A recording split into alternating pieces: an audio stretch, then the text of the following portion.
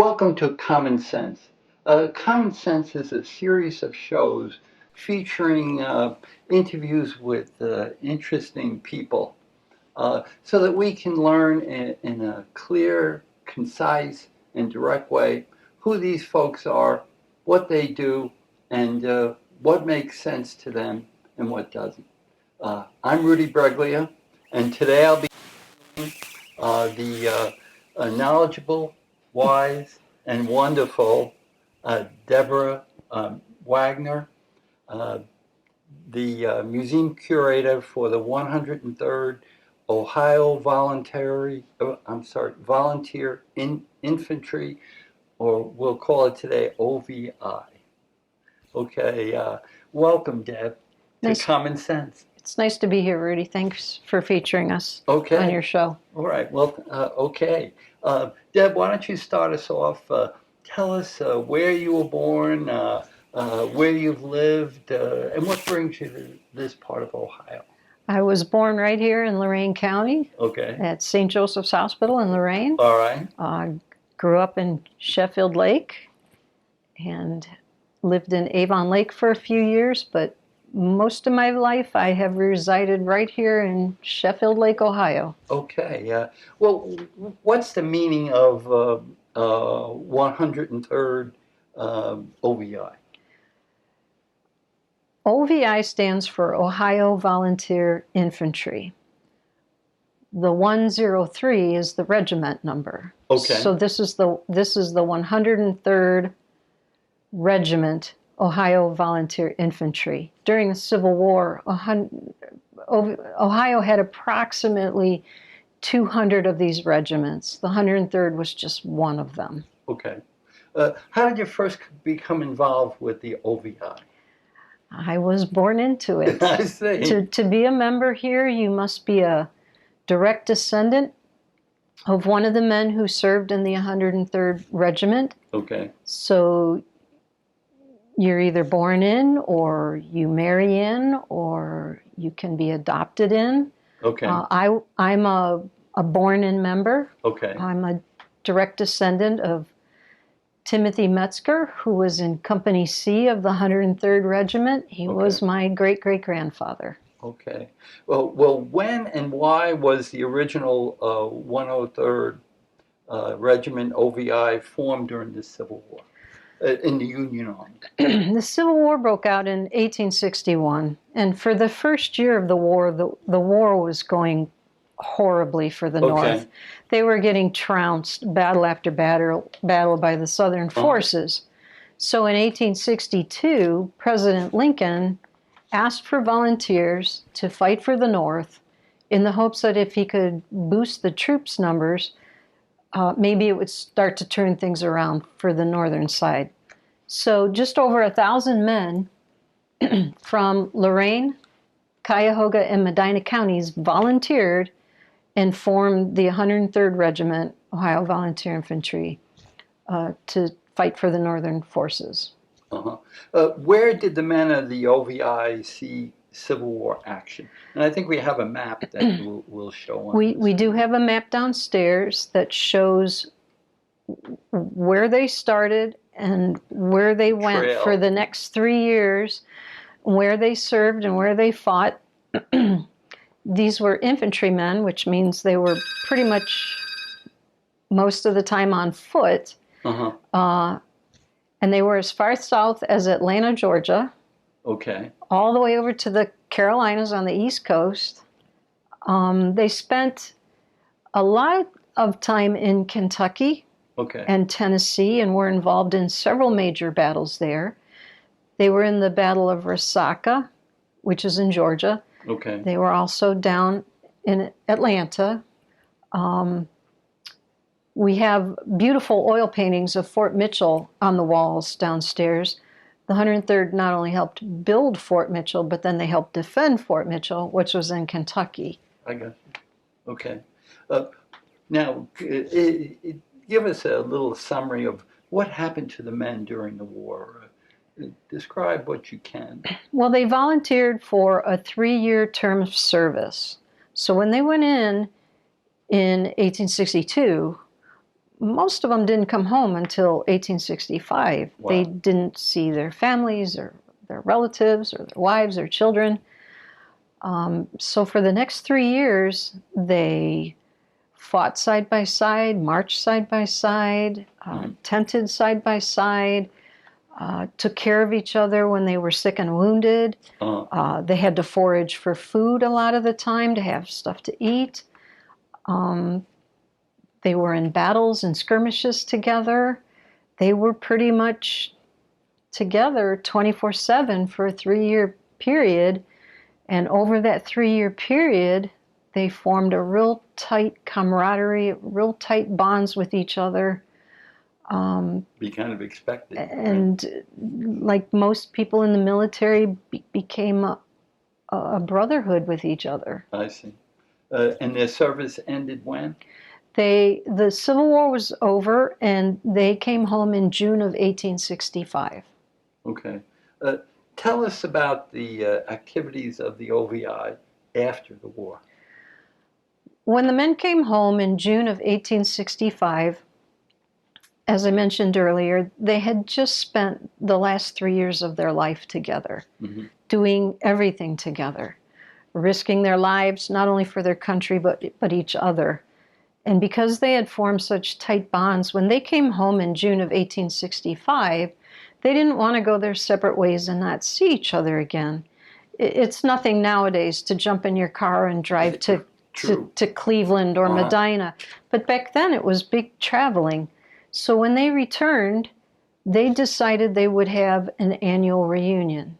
They said, let's not go our separate ways and not meet again. Let's have an annual reunion. So they did. They had the first reunion in 1867, and there has been an annual reunion every single year since 1867. First the original men themselves, and now their descendants have continued it on. Okay, and those are the people that are in the OVI organization right now? Yes. You have, like I mentioned earlier, you have to be a direct descendant in order to be a member.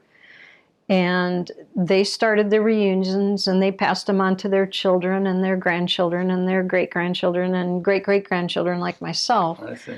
And we have kept it going through today. Okay. Where is the OVI organization headquartered? We are headquartered in Sheffield Lake, Ohio. Okay. Right here on the banks of Lake Erie. They loved being by the water. When this piece of property became available in 1908, they sold each other shares of stock to raise the money that they needed to buy it so that they would have a permanent place where they could always meet and have their reunions. So the reunions have been here ever since 1908. The site is absolutely beautiful. I can attest to that. Thank you. Now, maybe I should have started with this question. What is the mission of the OVI? The mission of the OVI now is to perpetuate the deeds of the men who served in the 103rd Regiment, Ohio Volunteer Infantry, during the Civil War. Our grandfathers, great-great-grandfathers, and I think we're out to 6 or 7 generations now. Okay. Tell us about the functions that you perform here. Me personally? Yes. I've worn many hats. Right now I'm curator of our museum. I'm also on the board of trustees. I'm the statutory agent, which is a fancy way of saying I'm the person who gets the mail. I'm also on the team that puts out the quarterly newsletter. This year at the reunion, I'm also serving as chaplain. And I've also been president of the Sons and Daughters organization, which plans the reunion and other social events. And I also help with the grounds crew and the snow removal crew in the winter. Chief cook and bottle washer. Well, we all wear many hats down here. We're all volunteers. We have no paid employees. And so we put the V back in volunteer down here by pitching in wherever we're needed and whatever helps keep the place going. What prepared you for all the jobs that you you've done and do right now? The generations that came before us prepared me for this. They carried on the traditions and the history and passed it on to my generation. And my generation is carrying on the traditions and the history and going to pass it on to future generations. And so the generations before me set the example, were my mentors, my teachers, the ones who taught us as we were growing up what the traditions were, what the history of the 103rd was, the history of the grounds. And so it got passed on to me, and it'll get passed on to the generations after me. Okay. What is Camp Week? Camp Week is our reunion. Okay. It's the first week in August, and we get members from all over the country who come for a week-long event where we get together and reminisce and have fun and carry on the traditions and the business of the 103rd OVI. Okay, that must be a lot of fun that week. It is a lot of fun. It's the days are packed full of activities. We go from sun up to well past sundown every day, and it's always good to see family and friends who are able to come in, and it's always good to carry on this gift that they gave us. Now, I'd imagine some of them have spread out in the United States and maybe even worldwide. We have members all over the country. We have members in Canada. We have members in other parts of the world. We have members who don't even know they're members, unfortunately, because this story didn't get passed on to them the way it did me. Or their veteran was killed in the Civil War and it didn't get passed on. Or their veteran didn't stay involved after the war. And so there are a lot of people out there who don't know they're a direct descendant and they're a part of this. What happened in 1971? In 1971, the 103rd OVI Memorial Foundation was formed. I'm assuming that's what you're referring to. The original veterans incorporated themselves and formed a company with the state of Ohio called the 103rd OVI Company. Okay. In 1971, we also formed the Memorial Foundation, which was a 501c3, and it took care of the museum, the canon, the artifacts. Okay. All the, the historical part of it. Okay. How was the museum built? Where we're sitting right now? Well, when they bought this property in 1908, all that was on it was an old farmhouse. Okay. And so when they would come, they would pitch tents and stay in tents, and they started building the cottages themselves. And in 1910, they decided we should build a barracks, not a military barracks, but a barracks where members who wanted to come, who didn't have a place to stay, who didn't want to stay in a tent, that would be like me, they could stay in a room in the barracks. So 4 of the men took charge of the project, and the men of the 103rd Regiment actually built this structure so that people would have a place to stay if they didn't have a place to stay. The barracks originally had 16 rooms, 8 rooms downstairs and 8 rooms upstairs. This is one of the original rooms. They weren't very large, but all you did was sleep in them. During the day, you were out involved in activities. So they would put a bed or 2 in here, and you would stay in here for the night, and then during the day, you were out enjoying family and friends and the activities that were going on. This room has some other pieces, extra pieces in it that you wouldn't have normally found. The rocking chairs would have been out on the porch or out on the grounds, and you wouldn't have had a big dresser in here. So this gives you an idea of what one of the original rooms looked like. They each had their own door with their own key, and you would exit out onto the porch and then go outside and exit the building. Now, I know it had this building has a very unique name. It's nicknamed the El Fordilno after the 4 men who took charge of the project. They took a piece of each one of their last names and put it together sort of as a way of saying thank you and in tribute to them. So it was Elsasser, Ford, Dillon, and Nodine. L for Dilno. Okay, well, hopefully we'll have a picture of that to display. It's on the front of the building, so. Okay. What is displayed in the museum?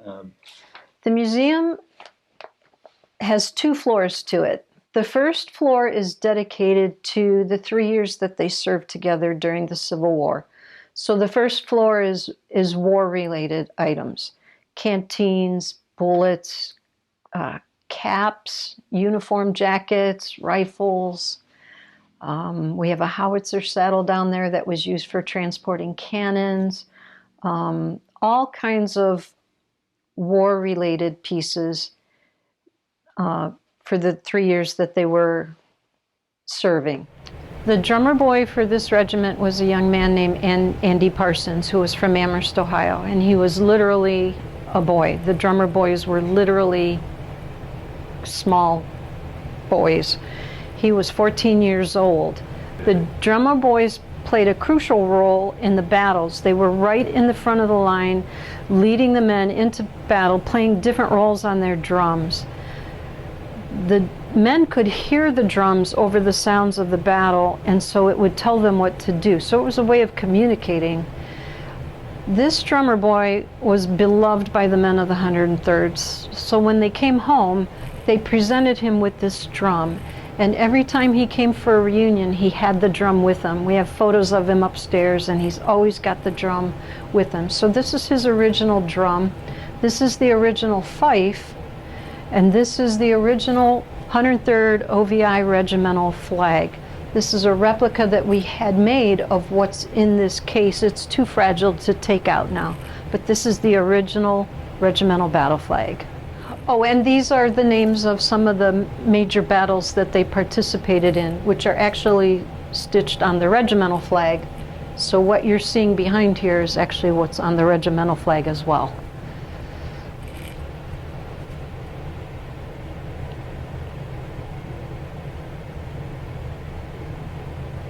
The second floor is everything that happened after the war. The reunions, the formation of the sons and daughters, reunion photos.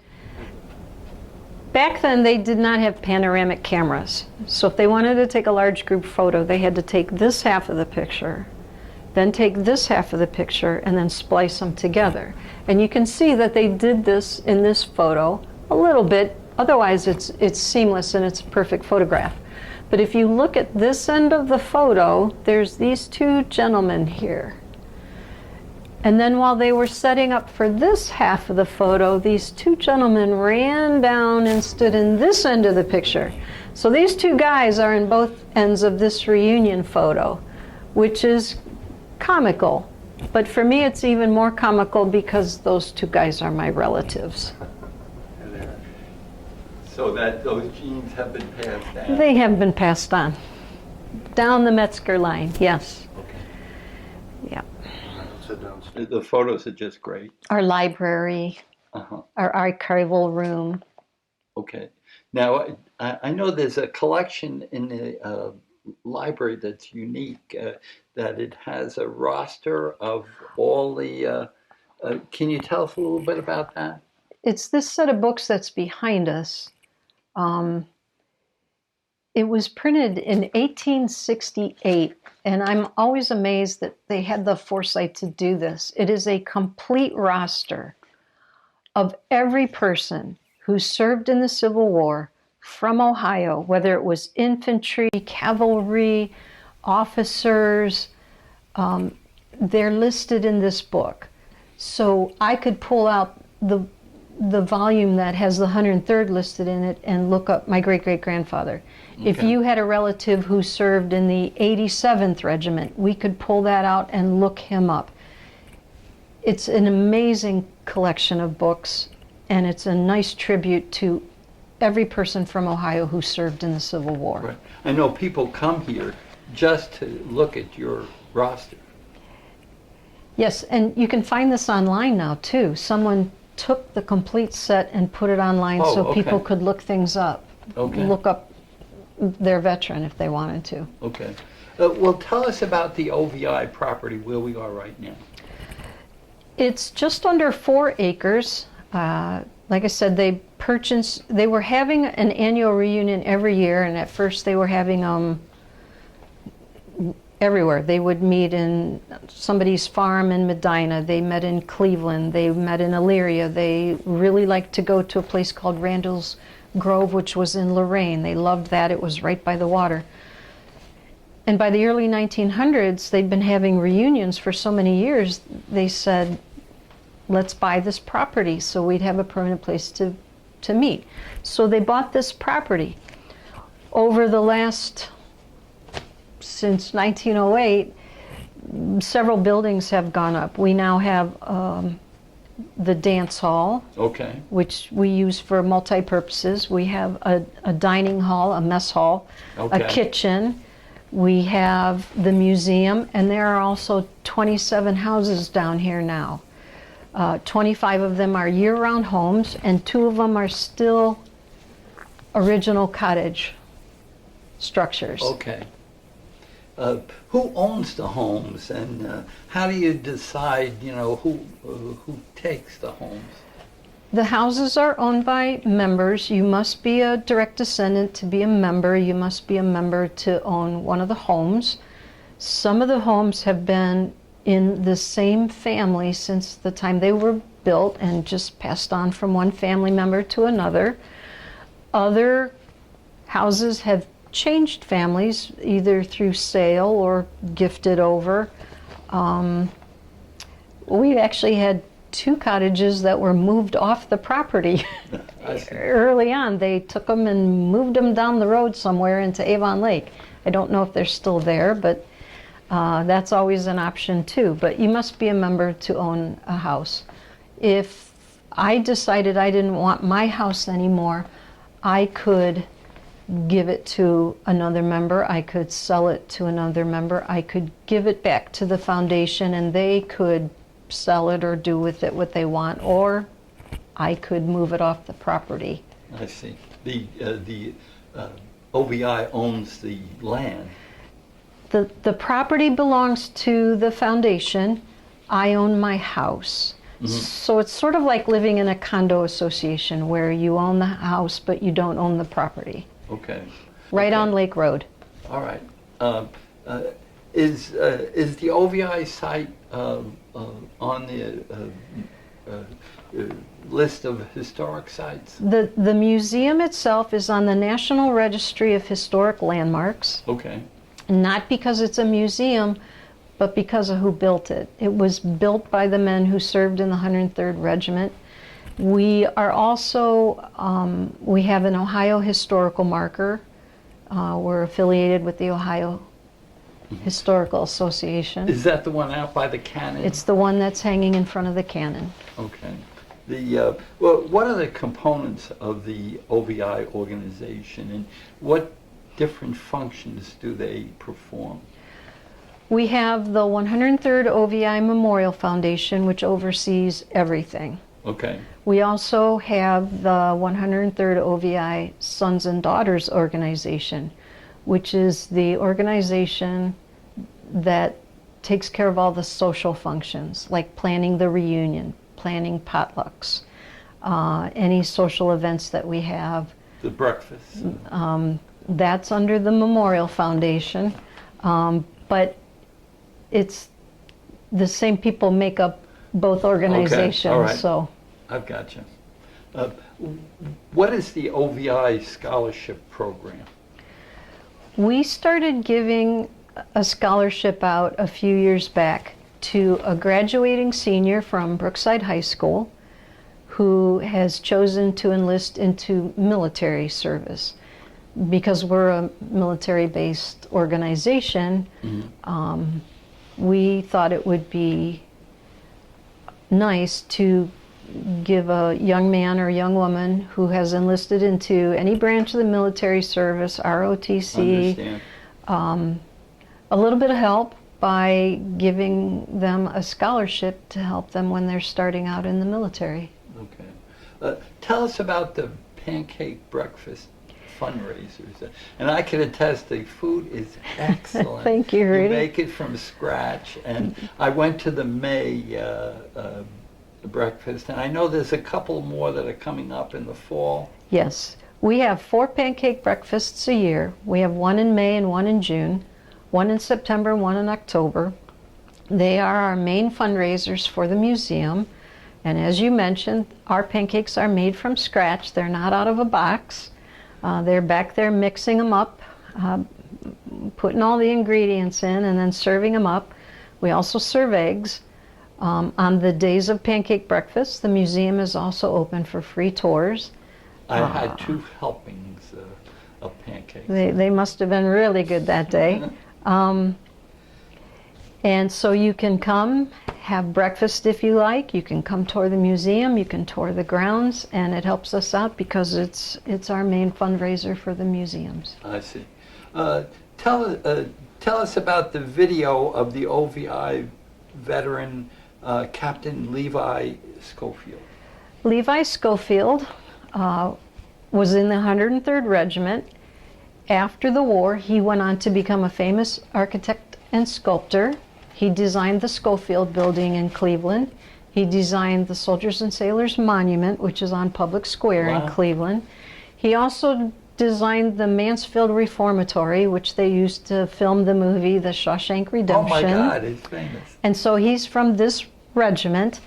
And a few months back, Ryan Griffin, who is with the Ohio Department of Veteran Services, contacted us, and they wanted to do a short piece about him and feature him on their veterans page.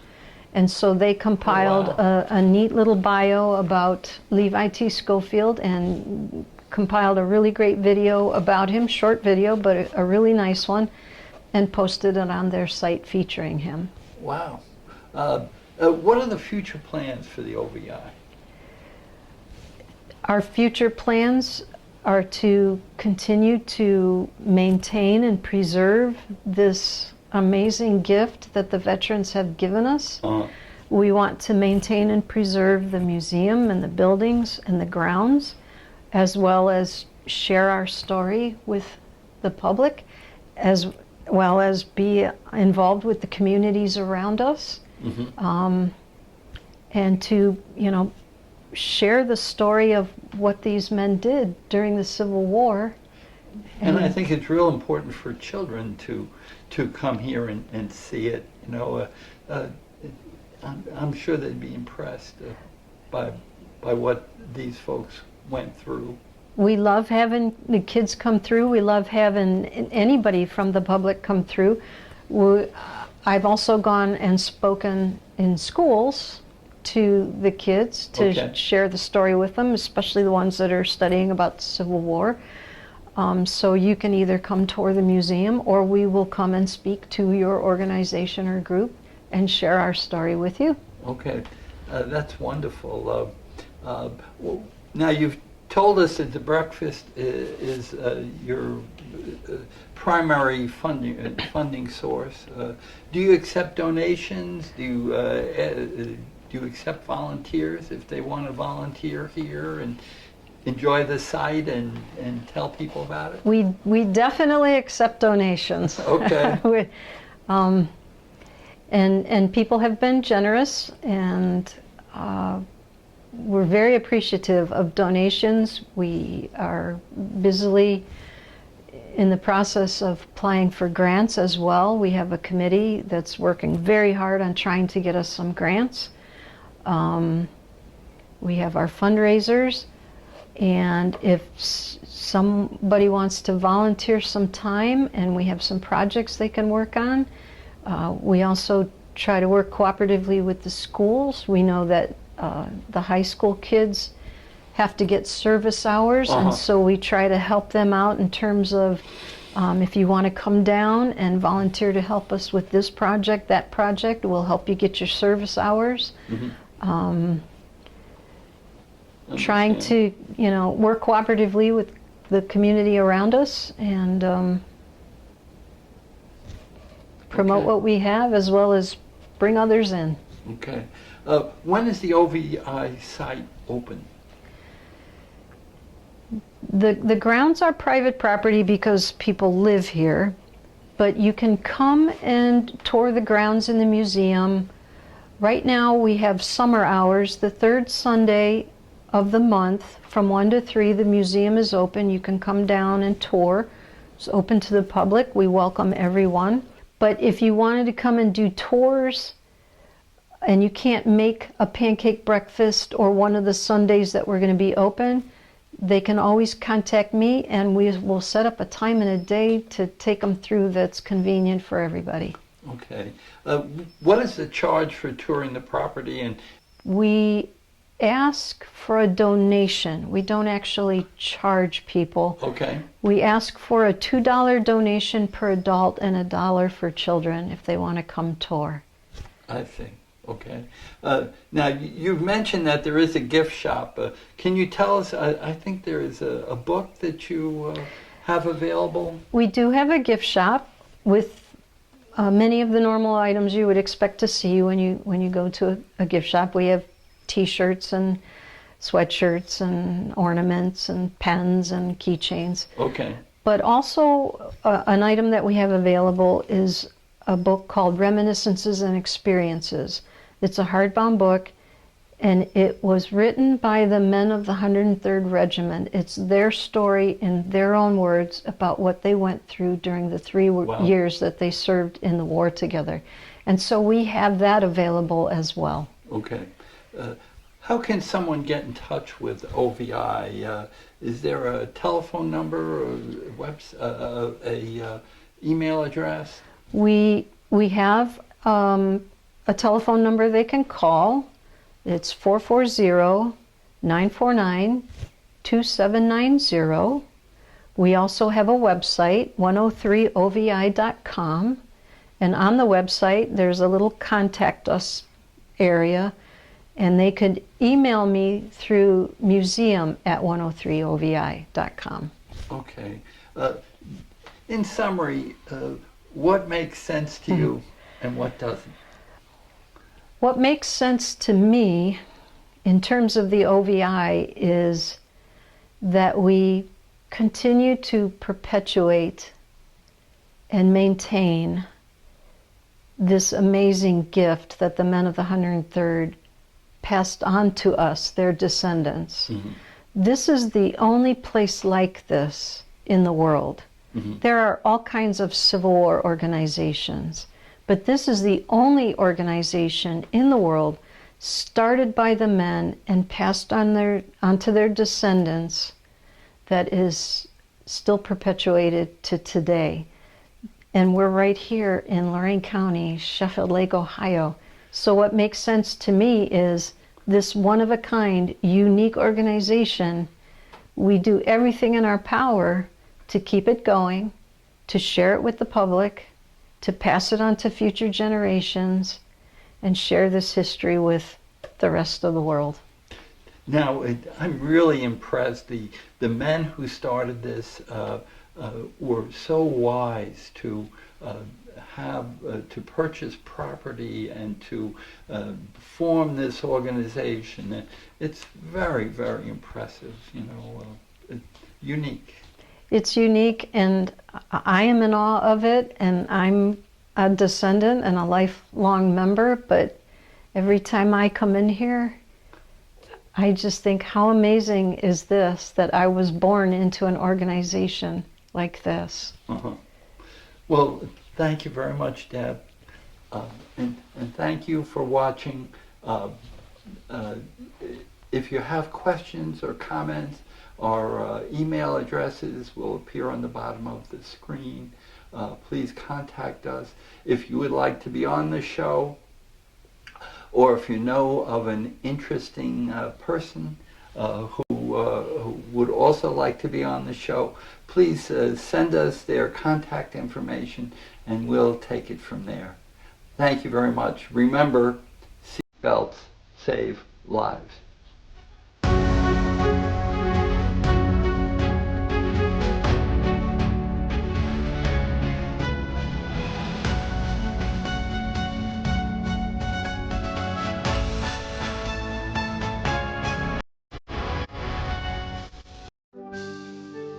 The preceding program was presented to you by a community producer.